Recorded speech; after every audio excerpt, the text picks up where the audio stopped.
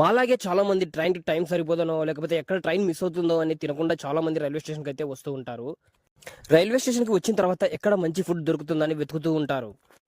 అలాంటి వాళ్ళ కోసమే ఇప్పుడు రైల్వే స్టేషన్‌లో ఎక్కడ మంచి ఫుడ్ దొరుకుతుందా? లేకపోతే ఏ ఫుడ్ అయితే మంచిగుంటది తినడానికి అని నేనైతే ఇప్పుడు క్లియర్‌గా చూపించబోతున్నా.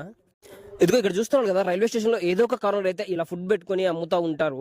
ఇక్కడ వైట్ రైస్ కనపడుతుంది కదా! ఇదైతే ₹90 అండ్ ఆ తర్వాత పక్కన ఇక్కడైతే చికెన్ రైస్ అలాంటివి కనిపిస్తా ఉన్నాయి కదా! ఇది ₹70 అండ్ ఆ తర్వాత కర్డ్ రైస్ కనిపిస్తుంది. ఇది ₹50 ఆ తర్వాత పులిహోర కనపడుతుంది. ఇది ₹50. ఇక్కడ కనిపించేవన్నీ మేము ఒకటొకటి తీసుకొని టేస్ట్ అయితే చేద్దాం ఇప్పుడు ఎలా ఉంటది అని ఇక్కడ. ఇలా ఫుడ్ అంతా కొన్న తర్వాత అయితే అస్సలాట మొదలవుతది. ఎందుకంటే రైల్వే స్టేషన్‌లో ఫుడ్ కొన్న తర్వాత ఎక్కడ కూర్చొని తినాలో మనకైతే అర్థం కాదు.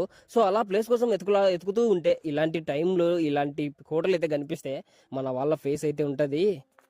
ఇప్పుడు ఫుడ్ టేస్ట్ చూసి ఏ ఫుడ్ అయితే బాగుందో ఇప్పుడు మీకు క్లియర్‌గా చెప్తాము. ఇప్పుడు ఇక్కడ ఉన్న అన్ని ఫుడ్‌లలో అయితే కర్డ్ రైస్ అండ్ పులిహోర అయితే మంచి టేస్ట్ అయితే ఉన్నాయి.